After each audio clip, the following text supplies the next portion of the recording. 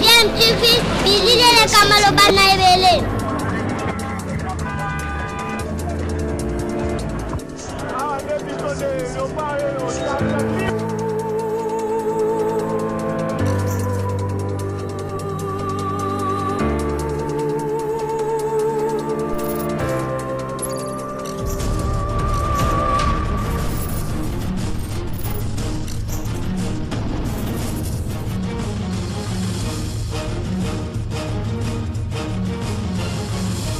GMTV toujours en avant.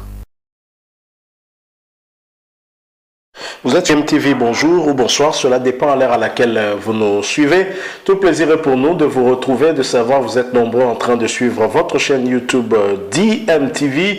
DMTV qui vous propose l'actualité, mais vous propose également des analyses et des réflexions sur des sujets d'actualité, des faits sociaux ou tout simplement des réalités que nous observons ici chez nous en République démocratique du Congo. L'actualité reste dominée en tout cas par le message du chef de l'État à la nation congolaise, un message du dimanche 6 décembre 2020 au cours duquel il a annoncé en tout cas la rupture avec son partenaire Joseph Kabila. Plus de coalition donc avec le FCC. Félix Tshisekedi a promis de nommer prochainement un informateur pour identifier la nouvelle majorité au niveau de l'Assemblée nationale, estimant que la majorité actuelle s'était effritée. Alors plusieurs observateurs se posent la question, quel sera alors le sort du Premier ministre Sylvestre Ilunga Ilunkamba, ou plutôt l'équation Ilunga Ilunkamba, quelle marge de manœuvre a le chef de l'État Félix-Antoine Tshisekedi Tshilombo pour pouvoir résoudre cette équation? C'est ce que nous voulons voir autour de l'analyse que nous faisons maintenant, en vous proposant notamment la solution qu'apporte au chef de l'État un juriste, un ancien parlementaire aussi, maître Toussaint Alonga. Mais avant d'entendre, d'écouter maître Toussaint Alonga, je vous propose d'abord de voir cet extrait de cette rencontre qui a eu lieu entre le Premier ministre Sylvestre Ilunga Ilunkamba et le chef de l'État. Ensuite, nous allons revenir pour écouter maître Toussaint Alonga qui nous fait son analyse par rapport à la suite que réservera certainement le chef de l'État à cette équation Sylvestre Ilunga Ilunkamba. Je rappelle que vous suivez votre chaîne YouTube DMTV et abonnez-vous si vous n'êtes pas encore abonné. Cliquez également sur la petite cloche de notification pour vous permettre de ne plus rien manquer des prochaines vidéos que nous mettrons en ligne pour vous. Suivant cet extrait, nous nous retrouvons tout de suite après. Avec une farde portée en bandoulière, le Premier ministre du gouvernement des coalitions est arrivé seul en fin d'après-midi, ce lundi 7 décembre, à la Cité de l'Union africaine. Reçu par le président de la République, Félix-Antoine Tshisekedi Tshilombo, le Premier ministre Sylvestre Ilunga Ilunkamba a eu une entrevue d'1 heure avec le chef de l'État. Les deux personnalités ont échangé seul à seul, en l'absence des collaborateurs de part et d'autre. À l'issue de cette audience que le président de la République a bien voulu accorder au Premier ministre qu'il a nommé en mai 2019, rien n'a donc filtré. Avare des mots, comme dans ses habitudes, le Premier ministre s'est refusé à toute déclaration devant les micros, malgré tous les efforts fournis par la presse présidentielle. Vous venez d'être reçu par le président de la République. De quoi avez-vous parlé? Mais le président de la République me reçoit souvent ici. Ce n'est pas la première fois que je suis arrivé ici. Non, je ne vous ai jamais parlé ici. Jamais. Mais ce serait une première pour nous, ce serait une très bonne chose, Excellence. Non, il faut attendre. Excellence, par rapport au discours... Sans commentaire, sans commentaire. Sans commentaire. Au lendemain de l'adresse du chef de l'État à la nation, au cours de laquelle il a retiré sa confiance au gouvernement pour insuffisance des résultats, l'on croit savoir que les conséquences politiques de ces constats d'échec ont été au centre de cet échange. Voilà, nous sommes de retour. Vous venez de suivre là cet extrait avec la visite de Sylvestre Ilunga Ilunkamba auprès du chef de l'État. Pas bavard, le Premier ministre qui n'a pas daigné s'exprimer au sortir de cette audience que lui a accordé le chef de l'État, Félix-Antoine Tshisekedi Tshilombo. Et visiblement, en regardant l'expression de sa figure, on sentait quelqu'un qui n'était pas très à l'aise. Mais en tous les cas, même si l'objet de la rencontre ou de leur discussion n'a pas été dévoilé, hein, mais on peut comprendre que le chef de l'État l'a reçu pour lui faire part de sa demande de démission, que le chef de l'État voudrait le voir démissionner. Certainement, Sylvestre Ilunga Ilunkamba a suivi le mot d'ordre de sa famille politique, le FCC, et a dit peut-être poliment non au chef de l'État. Alors dans ce cas de figure, quelle marge de manœuvre a le chef de l'État pour se débarrasser de l'équation Sylvestre Ilunga Ilunkamba, qui est un premier ministre issu d'une certaine majorité qui avait été identifié en privé dans le cadre d'un accord entre deux regroupements non reconnus par la loi, non reconnus légalement, le FCC et le CACH, un accord privé duquel sort un gouvernement. Alors, quel sort réservé justement à ce gouvernement? Maître Toussaint Alonga nous donne des explications, il nous donne en tout cas 3 pistes de solutions pour le chef de l'État. Je vous propose donc de le suivre, de l'écouter. Ensuite, nous allons revenir pour conclure notre sujet d'aujourd'hui. Je rappelle que vous suivez toujours DMTV. Vous venez de nous rejoindre à l'instant et que vous n'êtes pas encore abonné, s'il vous plaît, abonnez-vous à cette chaîne DMTV. Cliquez également sur la petite cloche de notification pour ne rien manquer des prochaines vidéos que nous mettrons en ligne pour vous. Merci. Nous nous retrouvons tout de suite après. Élément, un réformateur sera désigné pour identifier une majorité. Dans le cas d'espèce, le cas qui est le nôtre, où l'actuel Premier ministre Ilukamba a été désigné, alors qu'il n'y avait ni un parti politique qui avait la majorité au Parlement, ni un regroupement politique. Quand je parle de partis politiques, je parle des regroupements, je parle des entités légalement constituées, c'est-à-dire connues par la loi. Le FCC n'étant pas connu, je vous dis que je parle CACH non plus, de légalement constitué.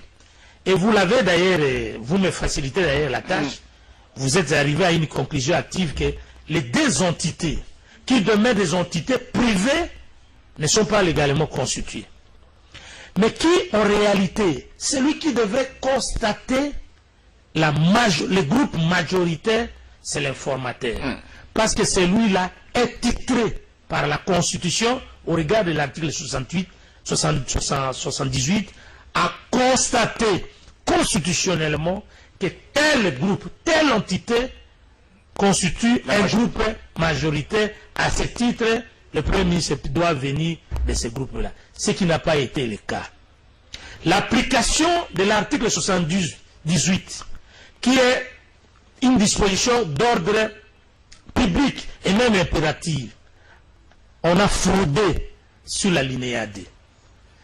Le chef avait concédé au FCC la majorité. S'il vous plaît, il lui avait concédé. Suivez-moi un peu dans mon argumentaire, dans mon raisonnement. Les deux entités privées qui ne sont pas constituées légalement, les FCC et les CACH, dans une maison, se sont entendus pour s'appeler majorité. Et de là qu'on va sortir un Premier ministre. On a hérité cette disposition en son alinéa 2. La gymnastique intellectuelle que le chef a fait, c'est de ramener les choses dans sa proportion normale. Ramener les choses dans sa proportion constitutionnelle. Tout en sachant que les choses ont déjà démarré en même temps. Non, il est important, puisque aujourd'hui, tout le monde est en train de crier violation de la Constitution. Mais le point où je suis en train de vous parler tout à l'heure là, je n'ai jamais entendu les bénéficiaires de cette violation crier. Je parle ici du FCC. Les bénéficiaires, ok. Les bénéficiaires de la violation liée à la non-nomination de les formateurs. Oui. N'ont jamais crié. Ils en étaient bénéficiaires. Oui, ils sont les bénéficiaires. Ils n'ont jamais crié à la violation de la Constitution. Les dividendes politiques, c'est eux qui en tirent. N'ont jamais crié, ni à gauche, ni à droite. Et les chefs. Ils ont dit que c'est la réelle politique. Et a constaté que la prétendue majorité actuelle bloque tout au nom d'une certaine majorité. Et quand les chefs parlent de la requalification, les chefs veulent dire tout simplement faire bon usage, en bon père de famille de cette majorité. Parce que l'usage dont on faisait de la majorité n'était pas un bon usage. La requalification ici veut dire seulement faire bon usage, en bon père de famille de la majorité. Ça veut dire tout simplement que le peuple congolais qui a désigné ses députés comme leurs représentants en tire les bénéfices de leur présence à l'Assemblée nationale. C'est ça la requalification. Ça veut dire tous les députés conscients que désormais nous pouvons nous regrouper autour de l'union sacrée. Nous demeurons toujours députés de nos partis politiques, mais à ce qui concerne l'usage, nous allons nous référer aux bonnes ambitions du président de la République autour de l'union sacrée. À ce moment-là, ces groupes-là vont constituer ce que nous appelons la requalification. Okay. Alors, là, c'est clair. Ok. Alors, maintenant, il y a maintenant ce débat lié à cet aspect des choses. Est-ce que on va nommer l'informateur pendant que le Premier ministre n'a pas encore démissionné? Va-t-on nommer l'informateur tout en ayant Ilunkamba comme Premier ministre? Vont attendre que les choses bougent au niveau de l'Assemblée nationale avec les nouvelles pétitions déposées contre le bureau Mabunda? Comment vous trouvez la question? Va-t-on nommer l'informateur alors que celui qui est là n'est pas démissionnaire, Ilunkamba? Il faut ici comprendre deux éléments importants. Le premier, le Premier ministre doit bénéficier de triple confiance. La première confiance, c'est la confiance partisane de son parti politique, si jamais il est ici d'un parti majoritaire. La deuxième confiance partisane. La deuxième confiance, la confiance des élus. Confiance des élus. Des élus. La troisième confiance, la confiance du chef de l'État, président de la République. Si ces trois éléments, l'un des éléments de confiance fait défaut, le Premier ministre doit démissionner. Doit. Et les conclusions à tirer pour constater que le Premier ministre n'a plus confiance au président de la République, c'est lui qui doit tirer les conséquences. Je parle par rapport aux nations, des nations civilisées, des hommes sérieux, qui ne font pas la politique pour la politique, mais qui font la politique comme un service à rendre au peuple. Quand je me rends compte que vous êtes journaliste, vous n'avez plus confiance au patron de cette chaîne, c'est à vous de tirer les conséquences. Trois cas de figure en ce qui concerne la confiance, mais si la confiance partisane demeure, la confiance des élus demeure, la confiance du chef qui est retirée, ça fait 1 sur 3. Le problème n'est pas là, parce que la politique de la nation est définie par le gouvernement en concertation avec le président de la République. Et celui qui représente le gouvernement, c'est le Premier ministre. Et il est fait en concertation permanente avec le président. Comment aura-t-il l'amabilité de venir voir le président alors qu'il n'a plus confiance? Ça, c'est un élément important. Alors, dès l'instant où le président prend la parole pour dire devant la nation de la désignation d'un nouveau informateur, le Premier ministre, les FCC devront tirer les conséquences. S'il ne faut pas la politique pour la politique. Peut-on comprendre qu'à partir de ce jour-là, à partir de ces discours, des éléments importants. Justement. Le premier élément, j'ai parlé de triple confiance. Oui. Le deuxième élément est composé également de 3 autres éléments, à savoir, premier élément, c'est la démission volontaire du Premier ministre. Démission volontaire. Avant la démission volontaire, on va y revenir. Maître Toussaint Alonga, est-ce qu'on peut comprendre qu'à partir du moment où les chefs de l'État retirent sa confiance à Ilunkamba, la collaboration entre les deux va souffrir? Exactement, non seulement entre les deux, même du gouvernement. Non, même la collaboration entre le gouvernement. Entre le gouvernement, avec comme conséquence, les peuples vont en subir. Regardez dans quel état où nous sommes. Déjà qu'il n'y a pas le gouvernement, il n'y a plus de conseil des ministres. Or, les grands dossiers de la République doivent être traités entre le gouvernement et le président de la République. Peut-il faire la sourde oreille? Non. Et écoutez, mais vous êtes en face des vies humaines. Vous n'êtes pas par rapport à vos intérêts, les vies humaines. quand on est sérieux, on a un cœur humain face à sa population qui souffre, je crois qu'on doit accepter de s'effacer au profit de l'intérêt général. Et c'est ce qui est recommandé politiquement et moralement, et même intellectuellement. Vous vouliez aussi parler de la démission volontaire? Mais je parle de ça. Si le Premier ministre refuse de démissionner, le président peut le pousser. Ah, il peut le pousser. Le président peut l'inviter, même aujourd'hui comme demain, à dire, monsieur le Premier ministre, je n'ai plus votre confiance. Démissionner. Je vous demande de démissionner. Et il est évident que dans de pareilles conditions, il peut être bloqué par sa famille politique. Oui, il va écouter à ce moment-là, le peuple comprendra que Ilukamba fait la politique et pour la politique. Ah, ok. Y compris le FCC, sa famille politique. Et il y a des missions volontaires, le président peut les pousser. Deuxième lieu, on peut saisir, troisième lieu, on peut saisir la Cour constitutionnelle. Saisir la Cour constitutionnelle. Pour demander à la Cour de nous donner l'intelligence de l'article 78 à ce qui concerne son alinéa 2. Là, ce sont des voix qui s'offrent devant le président de la République pour nous libérer de ces conditions ici.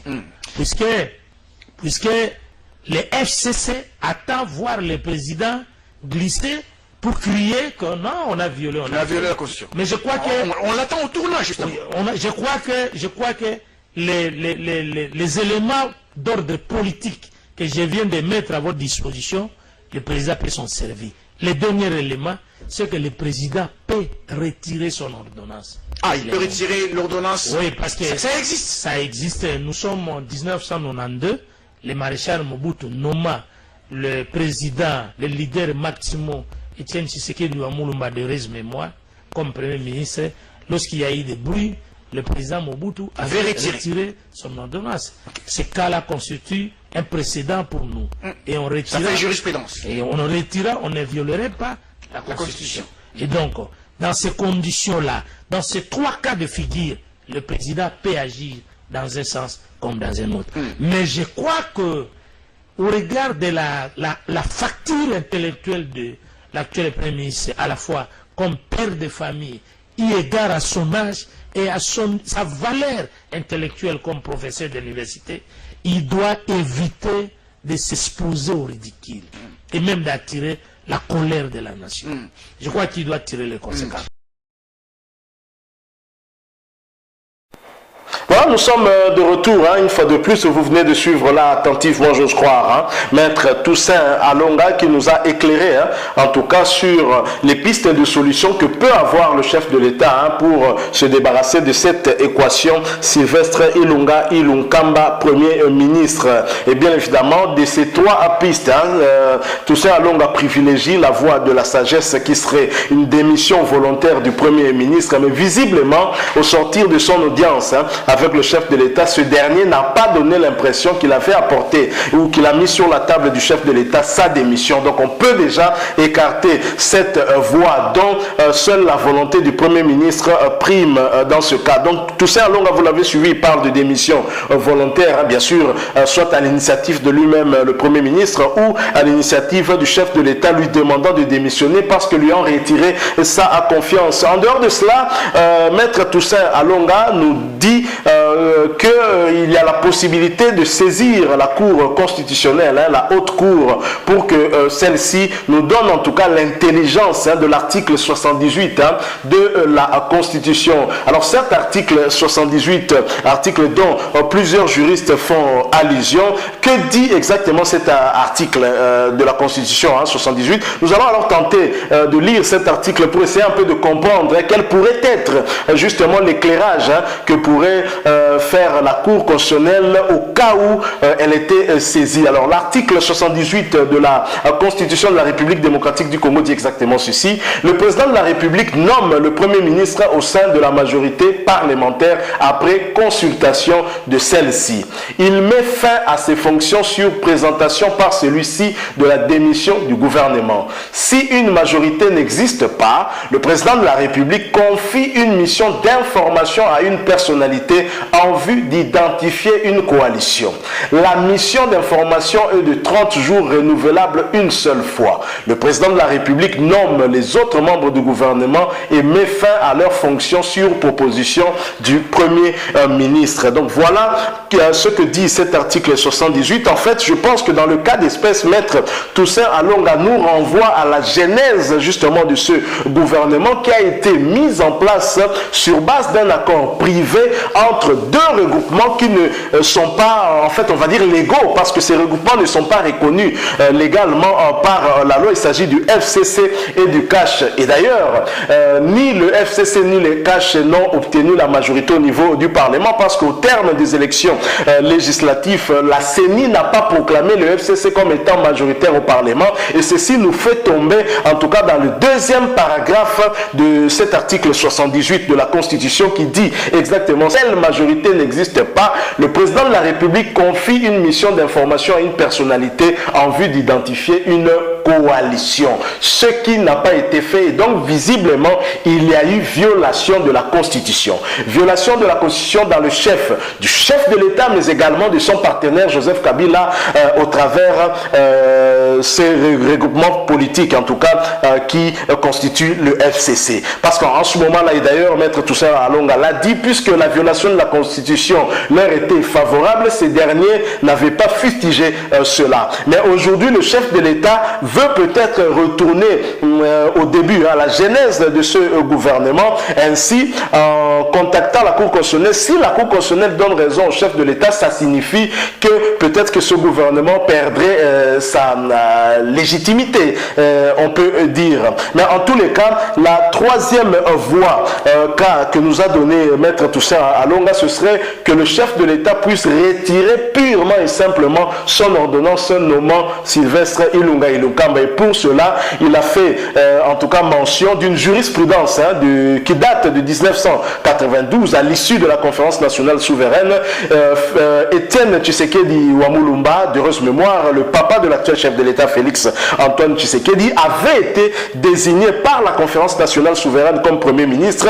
Bien évidemment, il lui fallut qu'il soit nommé par le chef de l'État de l'époque, Joseph Désiré Mobutu Kukungwendu Wazabanga, et ce dernier l'ayant nommé, le Félix Tshisekedi, vous vous souviendrez en tout cas, il avait biffé la mention garant de la nation, et ce qui avait énervé en tous les cas le chef de l'État de l'époque, qui avait tout simplement retiré son ordonnance, et Étienne Tshisekedi, pardon, excusez-nous en tout cas pour la confusion, Étienne Tshisekedi avait finalement perdu sa qualité de Premier ministre. C'est une jurisprudence dont peut se servir le chef de l'État actuel pour se débarrasser de cette équation Sylvestre Ilunga Ilunkamba, selon Maître Toussaint Alonga. Vous savez, dans notre pays, la bataille juridique souvent ne se fait pas en tout cas de manière scientifique, de manière objective. Trop souvent, les juristes donnent des points de vue selon qu'ils sont de tel bord politique ou de tel autre bord politique, et c'est ce qui est malheureux. Le droit, c'est quand même une science.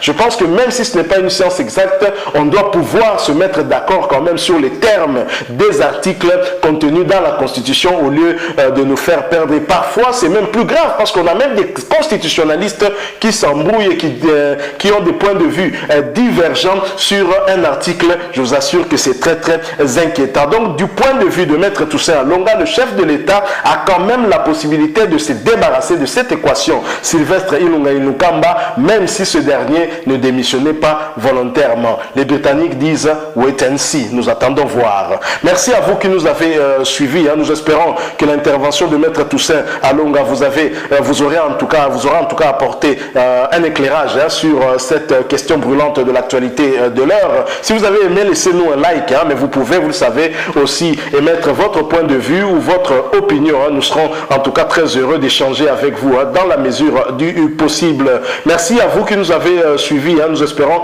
vous retrouver très prochainement si Dieu nous prête vie. En attendant, abonnez-vous à votre chaîne DMTV, sans oublier la petite cloche de notification qui vous permettra de ne plus rien manquer des prochaines vidéos que nous mettrons en ligne ici pour vous. Portez-vous bien, et DMTV vous dit au revoir.